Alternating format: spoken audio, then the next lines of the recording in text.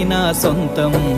రాదురా ఏ విజయం నీ కోసం నా కోసం, ఎటుపోదురా నువ్వు చేసిన కష్టం ఎప్పటికైనా సొంతం. కాలంతో పయనించేవాడికి కానిది ఏముంది, సాధనతోనే సాధ్యమవ్వునని సదాశయంతో సాగర ముందుకు. రాదురా ఏ విజయం నీ కోసం నా కోసం, ఎటుపోదురా నువ్వు చేసిన కష్టం ఎప్పటికైనా సొంతం.